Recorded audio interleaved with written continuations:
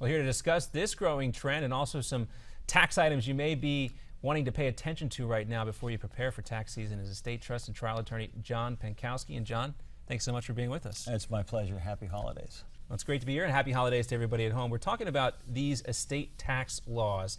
Can you talk about some of the changes that are taking place right now and a few of the ones that folks really need to be honed in on?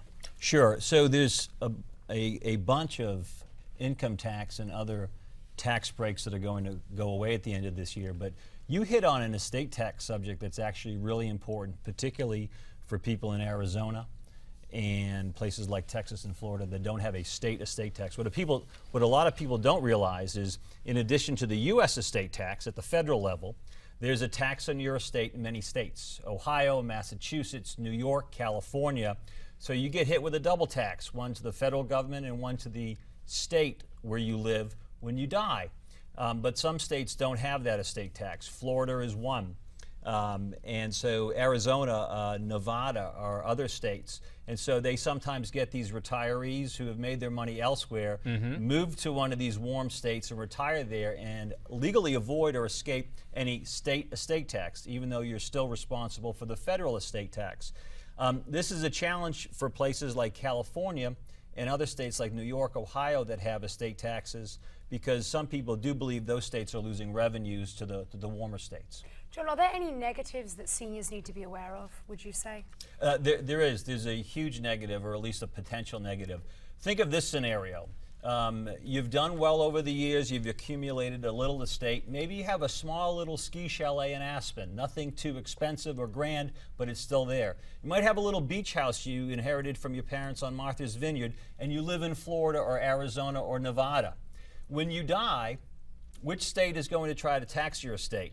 The state where that property is. Right, and the answer is all of them. So there's a pitfall out there. If you have even just a little bit of property, like a bank account or a piece of real property in other states, you need to do a little bit of planning to avoid being taxed in every single state. And the good news is you can do it. Some basic estate planning with trusts and limited liability companies no longer is for just the rich or the celebrities. And talk to a good estate attorney about that, right, John? Absolutely. You need someone with a good tax background. And also we want to talk about some tax breaks that are going to be expiring maybe next year. Maybe the big deal here is uncertainty. Yes, yeah. There's a lot of uncertainty here. And so what we've seen really since the 80s is short-term tax breaks and these so-called extender bills, where Congress comes in and says, hey, we gave you a tax break.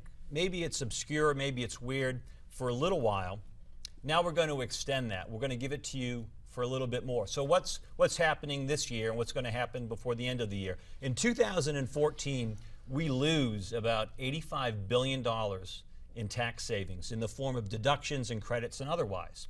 Now the truth is, these short-term tax breaks have been going on for years, and there's even more that are going to expire by 2023, but it provides some uncertainty. While these tax breaks are okay now for your 2014 return, it doesn't give you a lot of planning certainty for the tax year 2015 going forward.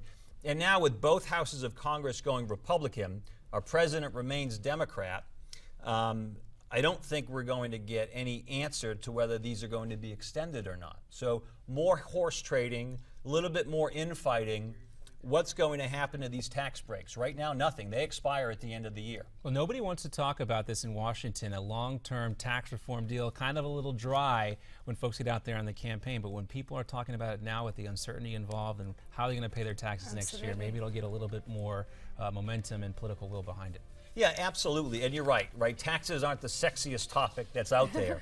But if you're a teacher and you're wondering if your deduction is going away, if you're a small business or an upstart, you're wondering about research and development and whether those benefits are going to away. Yeah, and unfortunately, we got to wrap it up, John. We got to talk about this a little bit more, but we will coming up. John Pankauski, thanks so much for being with us. America's Forum, Midpoint, next.